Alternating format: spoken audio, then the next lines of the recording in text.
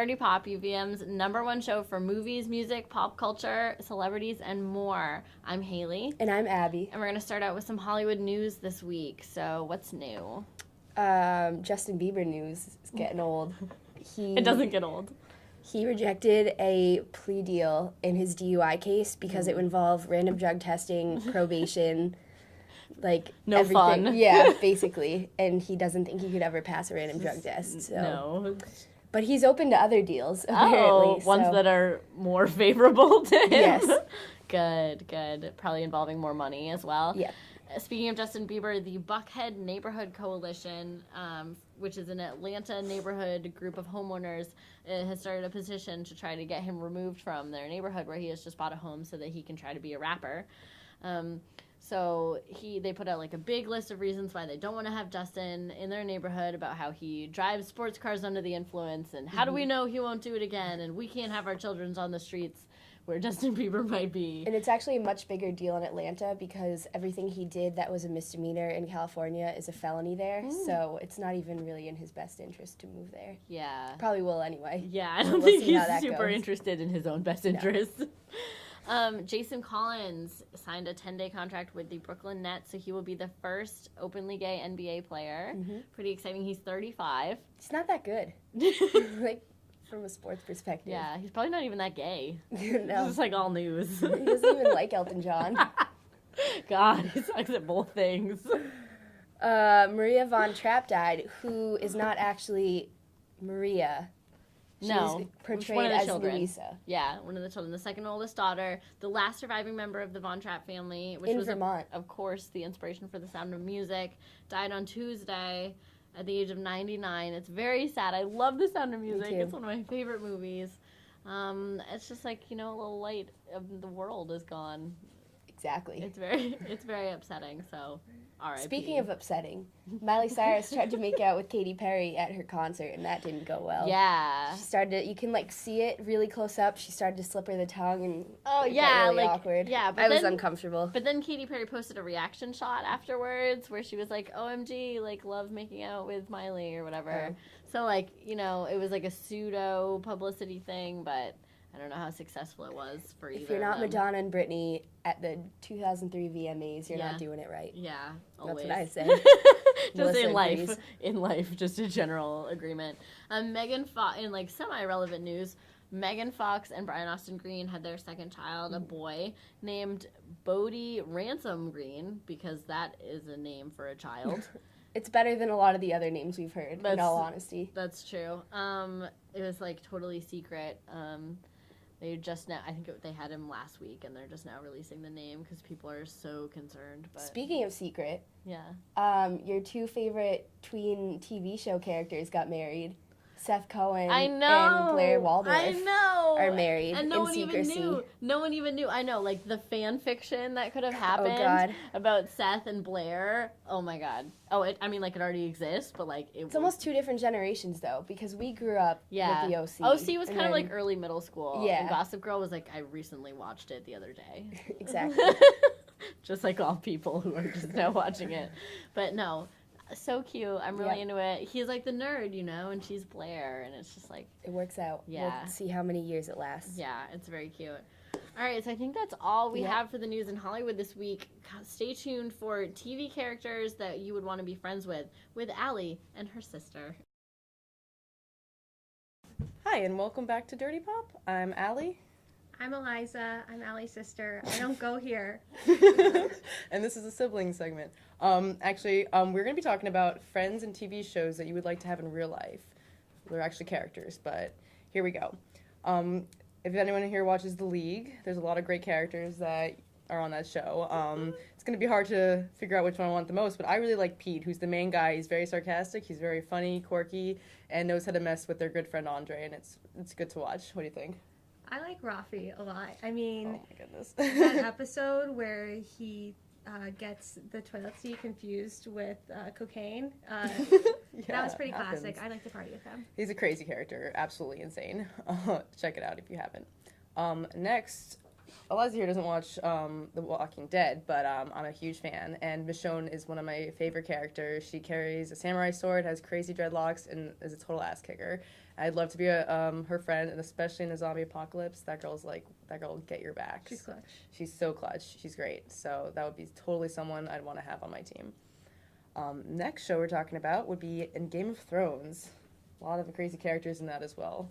Most of them are dysfunctional. Very dysfunctional. It'd be a lot of drama to be friends with them. For sure. But yeah, changing from the League to a more medieval type of story, I think we would like to chill, the most with Khaleesi, Daenerys Targaryen, the girl with the dragons. Yeah, mother of dragons. Mother of dragons. She's pretty badass. She's got these dragons. You can go for a ride. She seems pretty cool.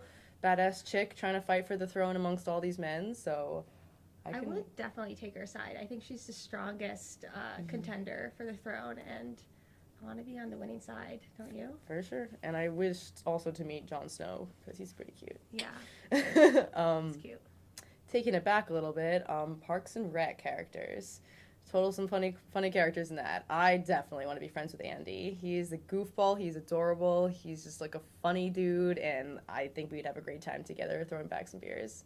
You think so? I would have a lot of fun throwing back beers with Andy, but when Allie posed this to me, I thought of a very specific situation where I'd need my two best friends, and that's on Shit Yourself Day with Donna and Tom, and I just want to be a cashmere velvet candy cane with Tom, and that's all I want in life, so.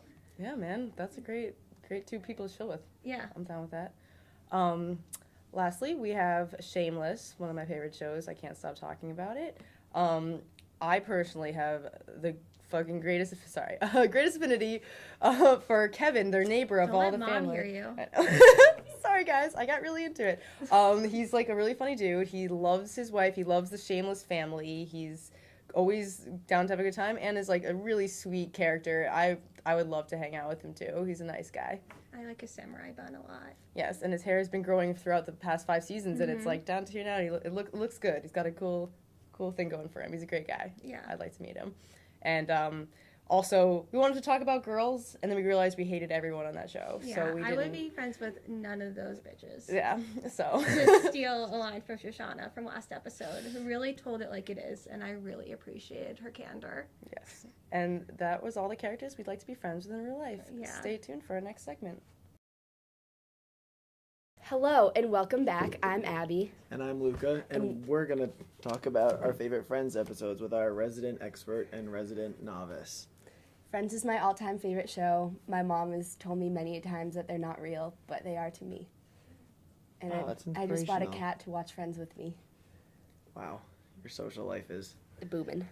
booming. Anyway, so I picked 4 out of the... Oh, how can you even pick? How can I? Anyway. I don't know. Rhetorical question. From counting backwards, the series finale, had to include that. Great, Rachel gets off the plane, everyone's happy, closure. Then the one with the embryos is a classic where they have like the trivia game to see who knows who better, and they don't know Chandler's job, and they lose the apartment, and that turns into a whole saga. Sorry, pause. Tell me how embryos, because Phoebe Chandler's is job getting and apartment are all connected. Phoebe is getting implanted with her brother and sister-in-law's embryos to have their babies. So while she's doing that, they're having a trivia game. Okay. Then my all-time favorite is the one with the prom video where you go back and get to see them, and Monica was fat, and then Rachel's like, Ross, we're never going to happen, but then they happen because he's her lobster, and it's meant to be. And Another reference I don't quite get. I'll All right, fill well, you in. Speaking of crustaceans and Yeah. seafood, my one favorite episode is the one with unagi. Ah, classic. Classic episode. Yes, unagi, Yes. salmon skin roll. Yes, so that's the one where Ross believes that he knows a special kind of karate move, activity, skill is the word I'm looking for, where he knows when danger is coming. And Rachel and Phoebe try and prank him, and they scare him in his apartment, and it's hilarious, and I laugh every time. That is a great one. Great one. Great one.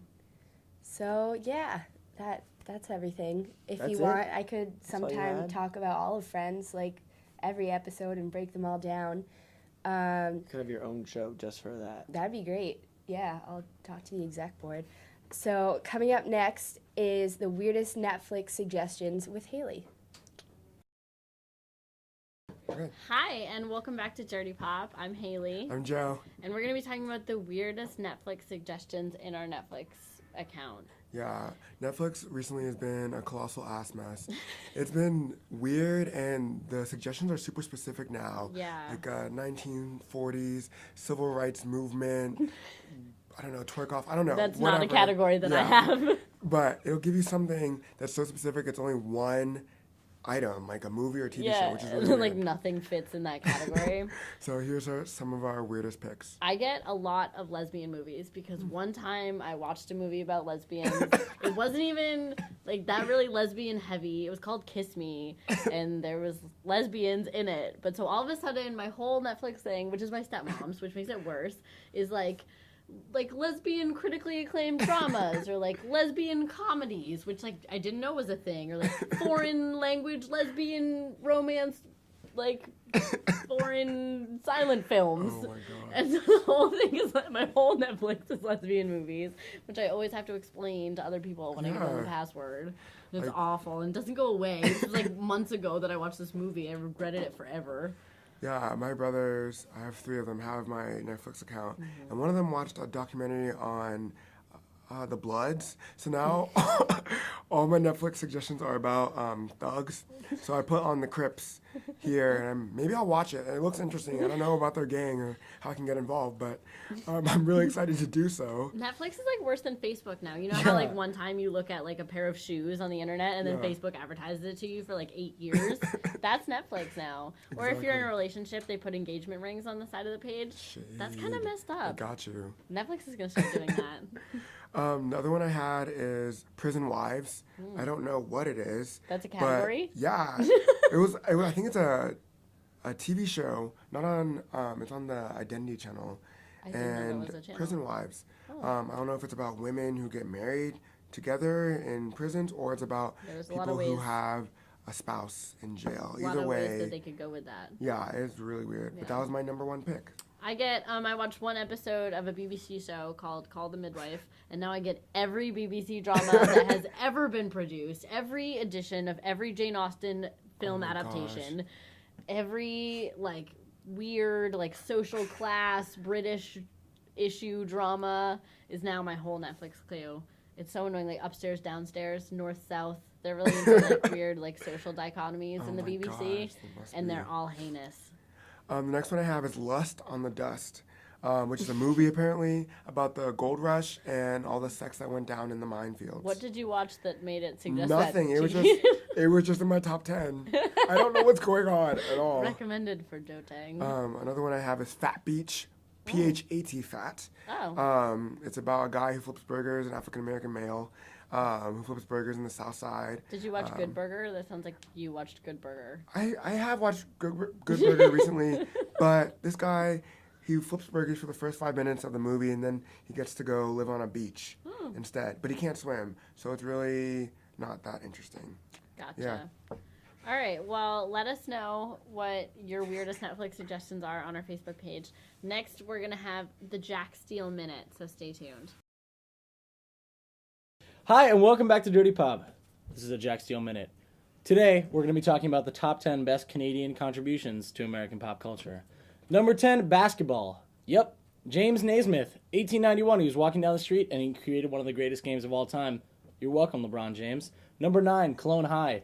Cartoon. Amazing. It's about clones of historical figures all going to high school together. You should definitely check it out. It was on for one season on MTV, then got canceled because Americans are dickheads.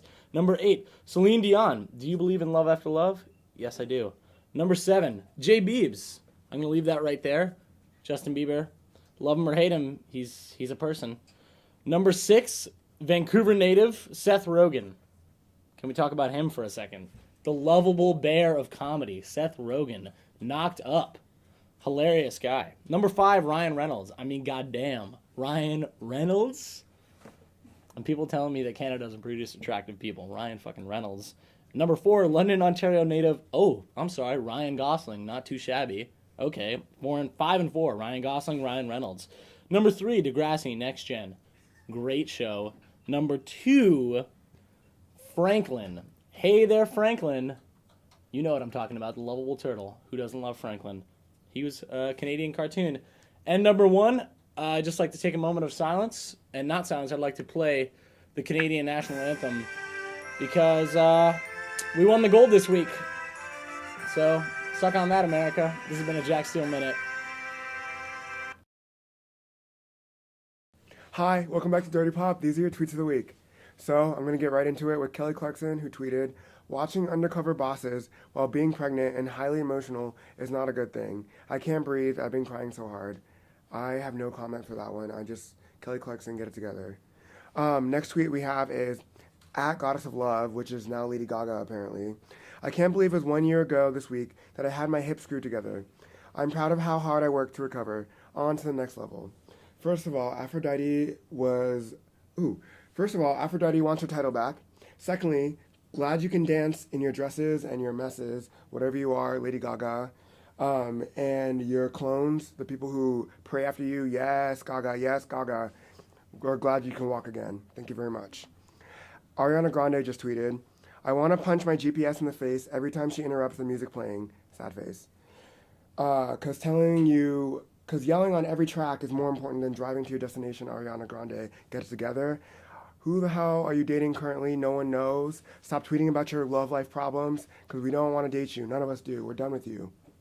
Next tweet, at Lord Music tweeted, in all caps, "I just won a Brit Award. I am out. This is the coolest thing ever," because she's a robot and cannot talk at award shows ever. She's like Taylor Swift without emotions.